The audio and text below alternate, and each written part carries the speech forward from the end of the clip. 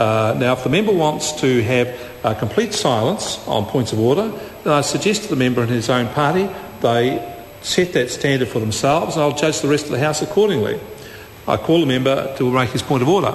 The first thing I'd like to refer you to, sir, is the rulings that were made on the 7th of April 2005 with regard to Nick Smith, the Honourable Dr. Nick Smith, and his approach at that time.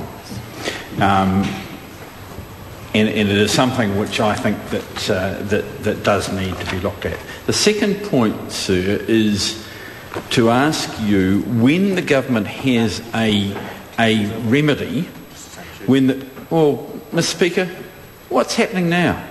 We have the Minister talking to an open mic, trying to get over the top of me. Order. The member will sit down. If I want to talk to the Minister and ask them a question to the side, I can do 3 or 4 things at once. I don't need that member to tell me not to.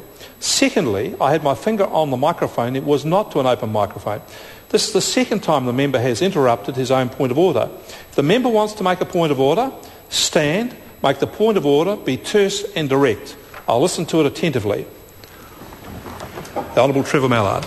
Well, Mr. Speaker, I of course accept that you can do more than one thing at once. Order. The member well knows that you're not allowed to refer to a ruling at a point of order that's been dealt with. The member is relitigating the issue that you made before. I ask the member to come to his point of order, make his point of order tersely. Sir, there is a long-established method of dealing with changes in commencement dates for a government that is awake, and that is that it moves an amendment itself and that rules them out. That is something that has been done here in the past. It was done last year and the year before by the government faced with the situation. The fact that John Carter is not here to run things for Mr Brownlee and the government was caught flat-footed should not be an excuse for them to hide behind this approach. Sir, what I would ask you to do, and I'm sure that, well, I'm not sure because you might see reason, I'm sure but it is likely that the Speaker will be involved. There is a precedent in this. The precedent in the past has always been that the government deals with this through the tools that it has rather than having them ruled out. They have been caught flat-footed, and, sir, it's my view that it is not your job to protect them for that.